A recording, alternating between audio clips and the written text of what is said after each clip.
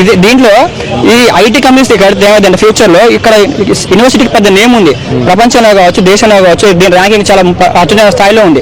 అంటే ఇక్కడ చదువుకున్న విద్యార్థులు కావచ్చు ప్రతి ఒక్కరు కూడా చాలా కలెక్టర్లు, ఉన్నత విద్యావంతులు, ప్రొఫెసర్లు వాళ్ళ శాఖలోనే ఉన్నారు. ఇద్దరు మంత్రులు, కేబినెట్ మంత్రులు, శ్రీధరబాబు కావచ్చు, ఆర్థిక శాఖ మంత్రి కావచ్చు, విక్రమార్క, వీళ్ళందరూ ఇద్దరు చదువుకున్న విద్యార్థులు.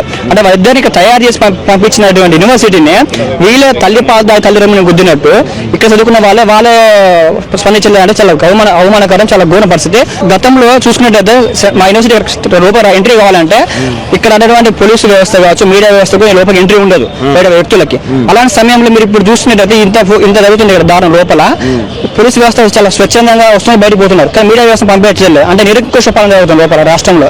కేంద్ర ప్రభుత్వం తెలుసుకుంటే దీన్ని ఎంబడి ఆపేయచ్చు, కానీ వీళ్ళు మంత్రాలు చేసుకొని నామకే వాసు బీజేపీ కావచ్చు, కాంగ్రెస్ కావచ్చు, ఇద్దరు ఒక కుమ్మక్కయ్యి బయట ప్రజలు పిచ్చోళ్ళు చేస్తూ, విద్యార్థులను నాశనం చేస్తూ, విద్యా వ్యవస్థను మొత్తం ఖరాబు చేస్తూ, యూనివర్సిటీ ఉన్నటువంటి మొత్తం వాతావరణం మొత్తం కొలం చేస్తూ, మొన్న మీరు చూసిన రీసెంట్ గా విద్యార్థులు అమ్మాయిల్ని బట్ట చిరుగుతున్నప్పుడు కూడా గుడ్డ బట్ట వేళను కుక్కుతున్నారు. అంటే కనీసం మానవత్వం లేదు కొంచెం కూడా.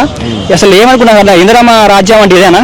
ఇందిరమ్మ పాలన వస్తే ప్రజల పాలన అంటే ఇందిరమ్మ పాలన, అవి మీకోసం పాలన అంటే ప్రగతి భవన్ని కూలగొట్టింది, కొత్త మీరు పెట్టారు కదా పేరు, ఆ పేరు అంటే ఇదేనా? దానికి అర్థం కావట్లే. ఒకటి రేవంత్ రెడ్డి గారు మీకు దయాదాక్షాలు కొంచెమైనా ఉంటే, మీరు చదువుకున్న విద్యార్థి అయితే కనీసం మీకు కొంచెమైనా జ్ఞానం ఉంటే మా యూనివర్సిటీకి మీరు వచ్చిన చూశారు. ఇప్పుడు చూడండి క్యాంపస్ లో ఉన్నటువంటి వాతావరణం చాలా స్వచ్ఛంగా ఉంటుంది.